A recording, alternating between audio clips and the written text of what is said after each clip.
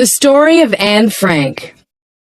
War, persecution, and economic depression affect not only adults, but also old people, children, babies, the sick, and the handicapped. Since history is written mostly about politicians, soldiers, intellectuals, and criminals, we don't read very often about how events affect ordinary people. Now and then, a special book will shed light on what it was like to live in the midst of terrible events. Such a book is The Diary of Anne Frank. Anne Frank was born in Frankfurt am Main, Germany in 1929. Her father, Otto Frank, was a businessman who moved the family to the Netherlands in 1934. In Amsterdam, Otto started a company selling pectin to make jams and jellies. Later, he began a second company that sold herbs for seasoning meat. Otto Frank had decided to leave Germany because of the policies and personality of the new German Chancellor Adolf Hitler. Hitler had a personal hatred, not only for Jewish people, but also for everything Jewish. He felt that one way to strengthen Germany and solve its problems was to kill or drive out all the Jews. Hitler also felt that other groups such as blacks, gypsies, the handicapped, homosexuals, and the chronically unemployed should be eliminated. Then only strong, healthy, true Germans would be left. Since Hitler had a plan to solve Germany's economic problems, he received a lot of popular support. Very few Germans realized that he was mentally and emotionally unbalanced and would kill anyone who got in his way. The Frank family was Jewish, and they felt that they would be safe in the Netherlands. However, in May 1940, Germany invaded the Netherlands and soon took over the government. In 1941, laws were passed to keep Jews separate from other Dutch citizens. The following year, Dutch Jews began to be shipped to concentration camps in Germany and Poland. Just before this began, Anne Frank, Otto's younger daughter, received a diary for her 13th birthday. Less than a month later, the whole family went into hiding. Otto Frank had made friends with the Dutch people who worked with him in his business operations.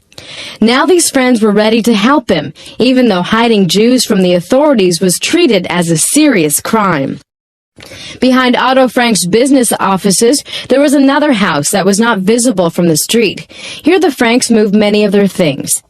Only a few trusted people knew they were living there. The Franks moved into these small rooms on July 6, 1942, and they lived there with another Jewish family, the Van Pels, until the police captured them on August 4, 1944. So for more than 2 years, the two families never went outside. All their food and supplies had to be brought to them. During this period, Anne Frank told her diary all of her thoughts and fears. Like any teenage girl, she hoped that good things would happen to her, that she would become a writer or a movie star. She complained that her parents treated her like a child. She insisted that she was grown up. She also talked about how difficult it was to live in a small area with 7 other people and not to be able to go outside. She wrote about the war and hoped the Netherlands would soon be liberated from the Germans. Anne sometimes envied her older sister Margot, who was so much more mature and who never got into trouble. She and Margot wrote letters to each other to pass the time, and even had a romance with Peter Van Pels, who was 17. Then all their fears came true.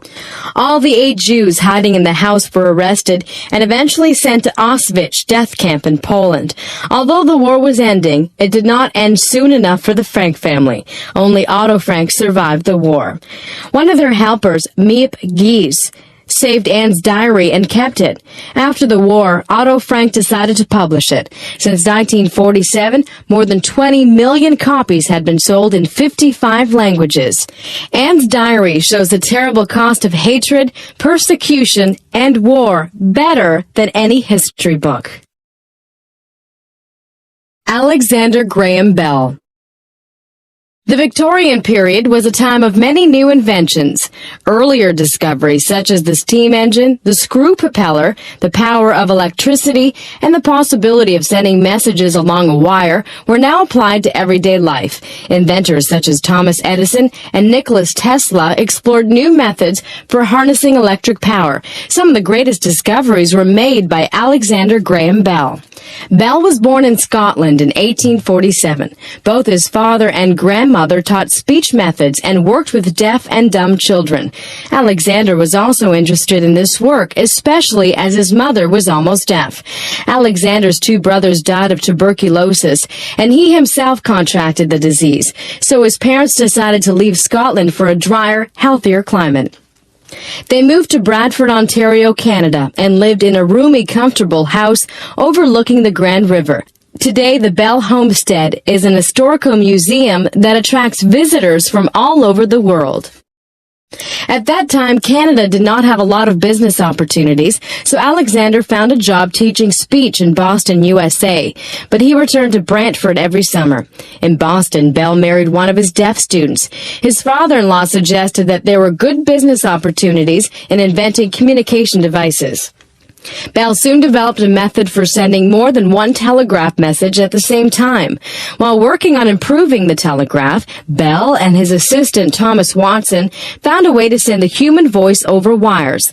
On August 10, 1876, Bell sent the first telephone message over wires strung between Brantford and Paris, Ontario, 8 miles away.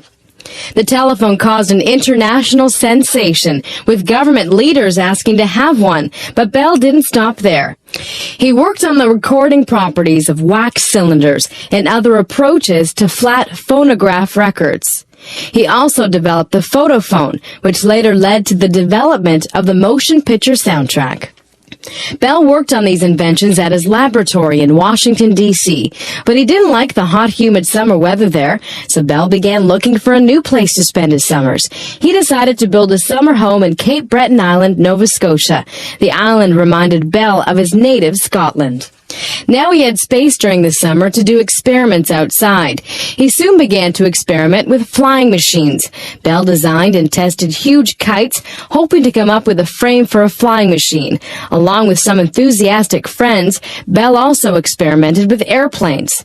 On February 23, 1909, one of these planes flew through the air for half a mile. This was the first airplane flight in the British Empire. The Alexander Graham Bell Museum in Baddeck, Nova Scotia, displays many of these inventions. Bell was also interested in making a faster boat. Since much of a boat stays underwater, the water resistance slows the boat down. Bell thought that if you could raise the boat out of the water, it would go much faster. Working on Cape Breton Island, Bell and his friends developed the hydrofoil, a boat that would skim the surface of the water at high speeds. Hydrofoils are in use in many places today. Every time people use the telephone, listen to a recording, watch a movie or television, or ride on a hydrofoil, they owe a debt to that great inventor, Alexander Graham Bell. The planetarium. All around the world, stargazing is a popular activity. The night sky lit up with stars is one of the most impressive scenes in nature. Besides its natural beauty, people study the night sky for many reasons. Some believe that they can read the future in the stars. Others think that the stars influence the weather, while some people worship the stars and the planets. There is a problem with stargazing. If the night is cloudy, people on the ground cannot see the stars. Also, bad weather makes being outside at night uncomfortable. Besides, not everybody wants to stay up late at night. A planetarium is an ideal solution to all these problems. A planetarium is usually a large dome-covered building. It has seating like a theater. The program here is a star show. A special projector throws a picture of the night sky on the ceiling of the planetarium theater. Like a movie projector, the planetarium projector can show a constantly changing program. It can show how the stars look right now, how they looked thousands of years ago, and how they will look in the future. Planetariums can be both entertaining and educational. School children can go to learn about the 9 planets of the solar system or about the various groupings of stars. Planetarians can teach you how to find the stars and planets yourself when you're out at night. There can also be dramatic showings about changes to the universe over time. This is also a way to view special phenomena like Halley's Comet, which only appears once in a lifetime. Planetarians can also show how ancient people view the skies. Shepherds living out under the sky imagined that groups of stars represented wonderful people and huge animals. Stories were told about these constellations. Sometimes a story explained how the people or animals became stars. For example, why Orion, the mighty hunter, is chasing Taurus, the bull. Planetarians can project these figures on their screen. They can also speed up changes in the heavens. It takes about 28 days for the moon to travel through all its phases. Changes in the moon or in the sun can be shown easily. Planetarians can also show the sky the way it appears in another part of the world, or the way it appeared on a famous historical occasion. Special heavenly phenomena, such as a meteor shower, can also be demonstrated. Things that appear only rarely in the real sky can be shown every night. A planetarian is usually concerned to put into special programs to keep its audience coming back. Since the heavens are always moving and changing, there is no shortage of ideas for programmers.